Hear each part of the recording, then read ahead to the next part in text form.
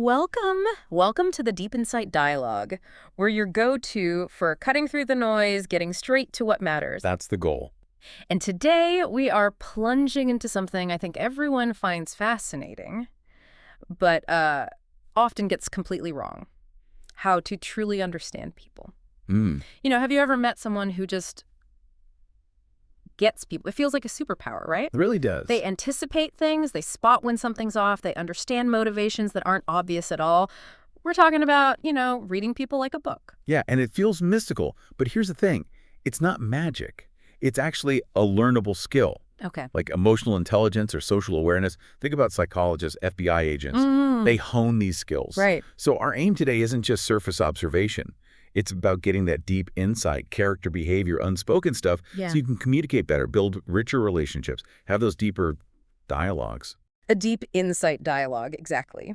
And that's our mission here. We're drawing from a really comprehensive guide on developing these skills. I love this analogy it uses. Every person is kind of like a black box. Wow. We only see the outside words, expressions, body language, actions. Right, external cues. And we use those to guess what's happening inside. So we're here to give you models, methods, ways to gather better data and analyze it smarter, make better, best guesses. Exactly. And before we jump right in, maybe some foundational principles. Good idea. Okay, first, most communication is nonverbal.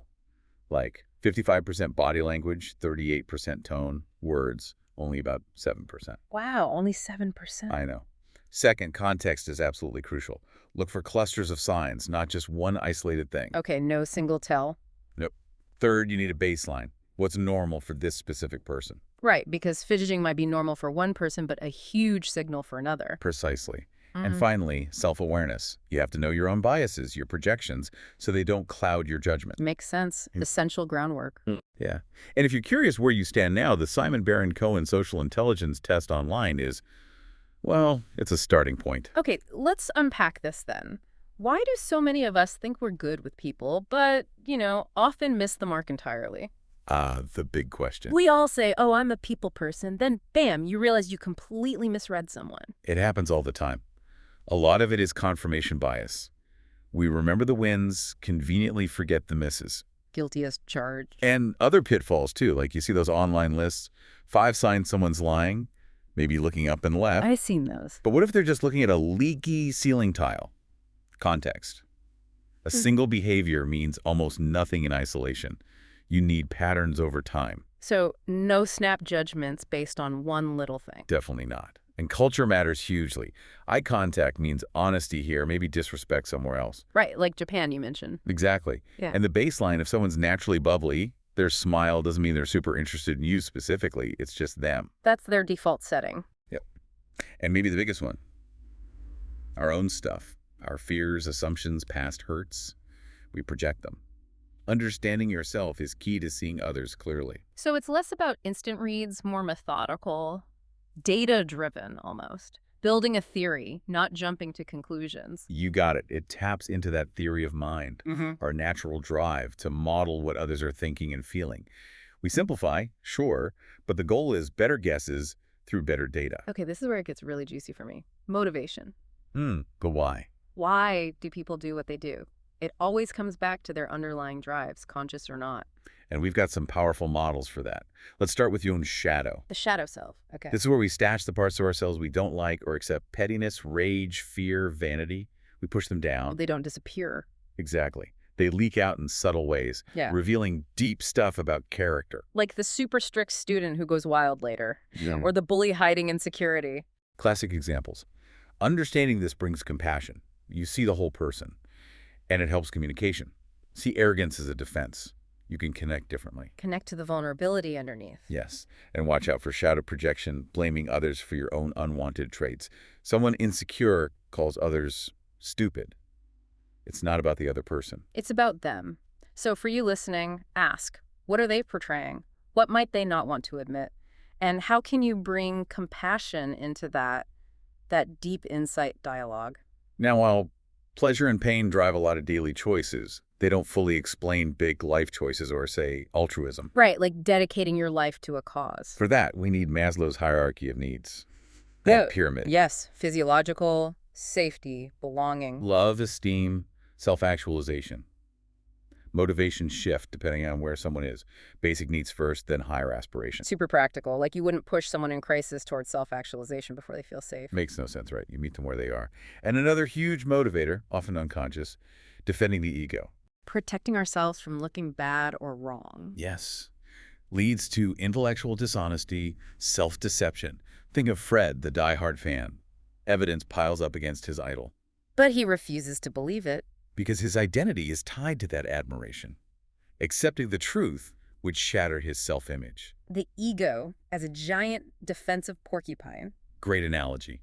Common defenses include denial, no way that report is right, or rationalization making excuses the boss hates me, and projection, like the cheating spouse suspecting their partner. Seeing their own stuff in others. Exactly. Seeing these mechanisms isn't about judging. It's about understanding what someone can't handle. It shifts your perspective, allows for that deeper insight, more effective interaction. Okay, so we've peeked inside the black box, looked at the hidden why, but how does this stuff actually show up? Let's talk about the body. It apparently tells stories. Oh, it absolutely does, even when we try to hide things. Paul Ekman's work on microexpressions is fascinating. Those super fast facial expressions. Yeah, like 130th of a second. Involuntary flashes of real emotion, happiness, sadness, disgust, anger, fear, surprise. They bypass conscious control. Harder to fake than a pasted-on smile. So you watch for a mismatch, words say one thing, face flashes another, or those little tells like a shoulder shrug, nose scratch. Exactly. They often signal discomfort, nervousness. Again, goal is empathy, not playing gotcha. And then there's broader body talk. Ex-FBI agent Joe Navarro talks about this. Based on our primal brain. Right, the limbic system. Fight, flight, freeze responses showing up subtly. Like ancestors dodging predators, but now in meetings. Sort of. Yeah. We see pacifying behaviors self-soothing under stress, like rubbing your neck or forehead, fiddling with hair. Things we do without thinking. Totally unconscious. And limbic responses like crossing arms, torso protection, feeling attacked. Bodies expand when confident, contract when threatened. Even feet give clues. Happy feet bouncing, feet pointing to the exit. Wanting to escape. Pretty much. The key is bodies move towards what they like, away from what they dislike. And it's about message clusters, right? And not just one thing. Absolutely critical. Look for the overall pattern. Tension, openness, discomfort. Is the whole body holding on, holding back, holding up? That's the real message. It's like someone wringing their hands, pursed lips, breathing shallowly. That's a clear cluster of tension. Exactly. And don't forget the voice, pitch, volume, speed, tension. It's all part of the body's message. Yeah. Sometimes just closing your eyes and listening tells you a lot. So the process. Get the baseline, look for deviations, look for mismatches between words and body, gather lots of data, watch for mirroring, energy flow, and always, always context and personality. You've nailed it. Okay, we've done immediate cues. What about the bigger picture? The person's underlying personality structure. Right. Personality, those persistent patterns of behavior, they give crucial context. A really useful model is the Big Five, or OCEAN. Ocean, let's break that down. Openness. Curious, imaginative versus practical, conventional, conscientiousness. Careful, organized, disciplined versus impulsive, messy. That one predicts job performance, right? Often does. Then extroversion.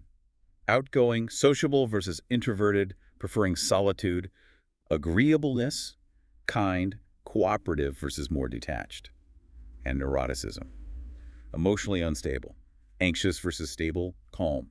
Knowing this helps interpret behavior. Like your blunt business partner, if they're low on agreeableness generally, their directness isn't personal, it's just their baseline. Exactly. It gives you a framework. Other models like MBTI exist, but maybe focus less on pinning down a type and more on observing general preferences. Like how someone takes in information, facts versus big picture. Right. Do they process logically or emotionally? You adapt your communication. And observation skills are key here. What about thin slicing, making quick judgments? It's a real phenomenon. Research shows initial impressions can be surprisingly accurate.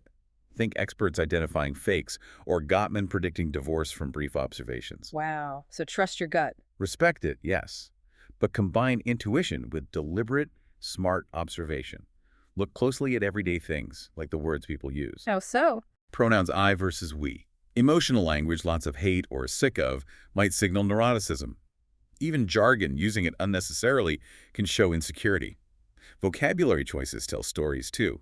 Like reading a crime scene, Sherlock Holmes style. Kind of. Look at physical appearance.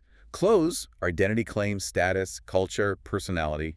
Fine jewelry on a construction site. Work clothes on a day off. What does it suggest? Interesting. And homes or workspaces. Sam Gosling's book Snoop is great on this. Possessions are extensions of personality. Neatness, decor style, books, clutter, it all speaks volumes. Reveals values, habits, even political leanings sometimes. Often, yes. Gosling talks about identity claims like awards, feeling regulators like inspirational quotes, behavioral residues like an unfinished project. Even online behavior gives clues. Definitely. Email timestamps can suggest chronotech night owls might correlate with certain traits. Social media profiles, studies show, often reflect real selves more than idealized ones. Picture styles, what people share. And in person, even a handshake. Oh, yeah. Firmness, initiation, duration, palm angles. It can signal extroversion, conscientiousness, even dominance. It's all data. Bumper stickers, desk setups, food choices. Clues are everywhere if you learn how to look. Aristotle said, knowing yourself is the beginning of all wisdom. It's tough, right? Incredibly tough. And understanding others has similar challenges. Just observing isn't always enough. We need ways to get beneath the surface. Which brings us to a really cool technique. Asking indirect questions to get direct insights. Yes. Bypassing the usual defenses to tap into core values, motivations, things people might not consciously articulate. Okay, give us some example. All right. How about one? What kind of prize would you work hardest for, and what punishment would you work hardest to avoid? Ooh, that gets right to pleasure and pain drivers, core values. Exactly. Is it the thrill or security? What do they truly seek or fear? 2. Where do you spend money freely, and where do you skimp? Priorities, experiences versus things, comfort versus adventure. Precisely. 3. What's your most meaningful achievement and your biggest disappointment? This reveals their self-identity, what they strive for, what stings when missed. Tells you what really matters to them. For sure. Try this one. 4. What animal best describes you? Sounds simple, but... It's a projection. It reveals desired traits, how they see themselves or want to be seen. A bear might mean protective, but maybe also implies a softer side they value. Clever. What else? 5. What scares you most? Spiders, failure, rejection, dementia. This points to vulnerabilities, limits, what they actively avoid. Deep stuff, revealed indirectly. Yeah. And with all these, the key isn't just the answer itself. It's listening actively, reading between the lines. Exactly. How do they tell the story? What's emphasized? What's left out?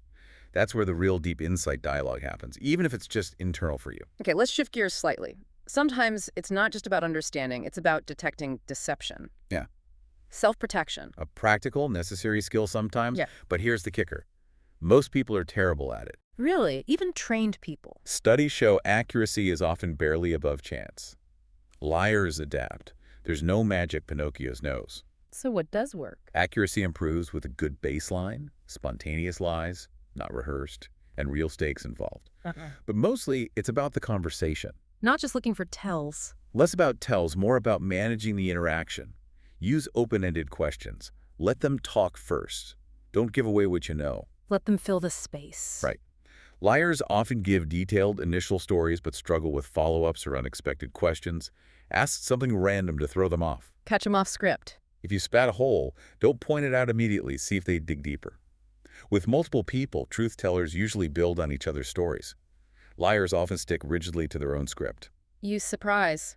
Ask unexpected questions. Absolutely. Watch for sudden shifts, confidence, speech patterns, eye contact changes. Evasive answers are huge red flags. So like the, are you calling me a liar defense? Classic deflection. Or invoking God, getting angry instead of answering directly. Okay, what about increasing cognitive load, making it harder for them? Yes. Lying takes mental energy. Tax their brain. Keep them talking casually. Gently probe inconsistencies. State something slightly untrue yourself and see if they correct you. Test their story. Ask them to retell something you know is true.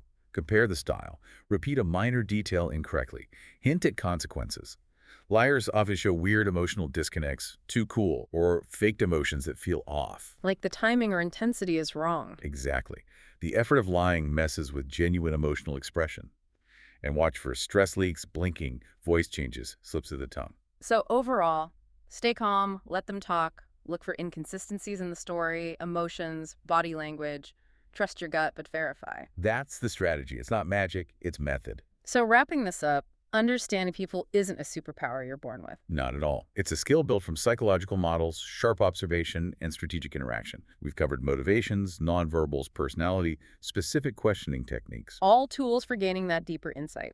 Exactly. Peeking inside the black box. And the payoff for you, the listener, is huge. Better communication, stronger relationships, better negotiations, setting boundaries, even understanding yourself better. It's an ongoing journey.